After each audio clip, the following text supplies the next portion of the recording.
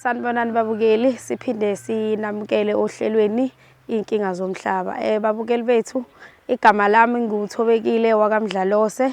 Namhlanje-ke babukeli sibhalelwe usisi. Usisi osibhalelile ubecelile ukuthi singamdaluli igama lakhe, kodwa usisi uthi unenkinga, inkinga yakhe wahlangana nomuntu thizeni. Kodwa-ke angizokwazi babukeli bethu ukuthi mina ngixoxe inkinga yakhe, ngizomlanda azibikeleni inkinga yethu. Bengicela-ke babukeli ukuthi mese likhulumile lonke udaba lakhe wafuna usizo, abantu abangaba nendlela yokuthi bakwazi ukumsiza bakhomente basho ukuthi engasizakala kanjani, usizo alutholephi ukuze akwazi ukusizakala. Ngiyabonga babukeli. Sanibona ababukeli emakhaya, senginaye-ke usisi. Sawubona. Yebo mama, njani? Ngiyaphila, njani? Saphila. Ngiyaphila.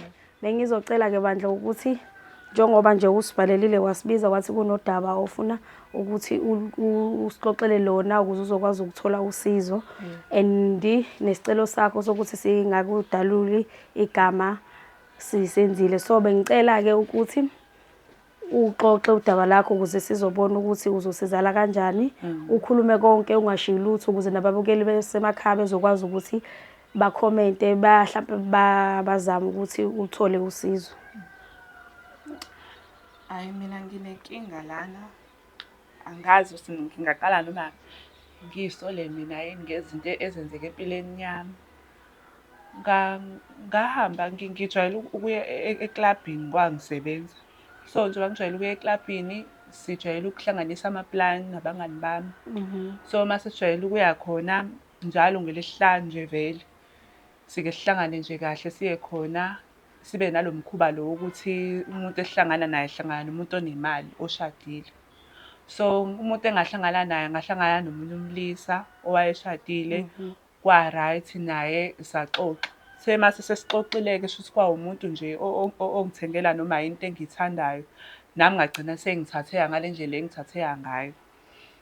Mase sekunjalo-ke sabe sesiyahamba-ke ndawonye-ke sengisa ekhaya, ngamkhombisa ukuthi vele ngihlala efletini ngoba vele ngine-flat lapha eThekwini ngisebenza khona futhi. Okay. So mase kwenzeke njalo sahamba naye umlisa, mase ngihambile naye sahlangana ndawonye kwa-right, wawumuntu nje ongenzela yonke into. So uthe ngishiya wabe sengishiya nemali, naleyo mali le ngafike ngabonga ngaba nayo-ke inkinga. All-right. Makwenzeka njalo manje ngiyazizwa emzimbeni ukuthi ngiyakhathala, ngiyaphalaza, ngizizwa kungathi khona into engihamba esiswini, yabo, nginga-understand ukuthi yini indaba. All-right, ngibuye ngifikelwe ukuthi hhayi ngikhulelwe, yabo. Nabangani bami babefike nje bazongi-check-a, sebefuna ukuthi sihambe, bangifice ngilele, balokhane besho ukuthi ngeke ukhulelwe. Okay, fine. Mase sekunjalo ngithi mina hhayi angikholwa. Ngeke ngikwazi ngisho ukwenza i-pregnancy test because mina angisiye umuntu vele obekade elindele ukuthi mhlampe ngingagcina sengiba nesisu. Okay, mase sengihamba ngiya kwi-scan, ngiye khona, but ingane abayiboni. Kodwa mina ngiyezwa into enyakaza ngaphakathi kumina. Ingane bathi abayiboni. Ngixake ukuthi hawu kanjani because kunezinto engizizwayo. Udokotela afika angichazela athi ingane ayibonakali kwi-scan and lokho nje uyaqala ngisho ukukubona, yabo. Ngingaqondi-ke nami because vele nami ngumuntu onabantu abadala, yabo. Ngivele ngingasazi noma mhlampe ngilale nomuntu othwele noma kwenzakaleni. Ngiyena umuntu obonayo. Umuntu obonayo uyangitshena ukuthi ingane ikhona. Kodwa lo muntu engilale naye vele akekho right, yabo.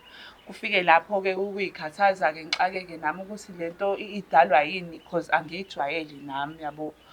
Ngoba isisu besiya ngokukhula, kodwa uma ngithi ngiyobheka kwama-scan angiboni lutho. But ezinye izinto ngiye ngifike nje ukuthi mhlampe ngikhathale, ngizizwe ngiphalaze, but odokotela abayiboni ingane. Manje leyo nto mina ingiphatha kabi ngoba naye mase ngimtshena naye kodwa vele naye asisatholani naye kahle. Uwumuntu vele obekade edlula kumina, yabo. Ngoba ngiyambona ukuthi hhayi kwanenamba ngathi nje akasayisebenzisi. So angi-understand lonto ukuthi, yabo, nginokuy'sola, angifuni ukuqamba amanga, nginokuy'sola ngento eyenzeka empilweni yami. Ngithanda ukuba nzima isithole, kodwa bengisacela nje ukuthi siphindele kancane emuva. Ubhuti ngesikhathi uthi wahlangana naye ngithi ebumnandini. Yebo. Ngesikhathi uhlangana naye nje mhlambe angeke ngisibuze isikhathi senisazanile. Wayebukeka njengomuntu okanjani nje? Wayebukeka njengomuntu oyilungele nje, Ongenankinga. Yebo, Okay. Ngesikhathi nisuka ngithi uthi nasuka yebo. nahamba. Nafike naphuza lapho Efletini. efletini lakho noma eklabhini. Sathi sisuka nje vele eklabhini, sabe sedlula khona lapha efletini ngoba vele kwakukhona esasikuthengile khona. Na efletini lakho. Yebo. Menifika efletini lakho kusakhona nabangani bakho. Abangani bami bebengekho besibashiye ngemuva. Oh, bese nino-2. Bese siso-2. Into yenu ubungazuthi mhlambe ngixolisa ukubuza kakhulu bese ngathini benithandana noma nje ukuthi nihlangane lapho naphuza kwase kwenzeka okwenzekayo.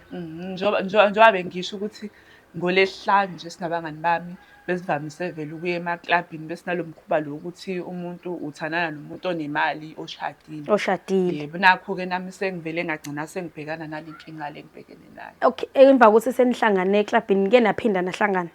Asiphindanga kwawukuthi nje ngangiqala ngisho ukumbona kwawumuntu nje nami. Wamgcina futhi lapho. Yebo. Ngoba nami angazi ngasuke nje ngawumuntu nje nami.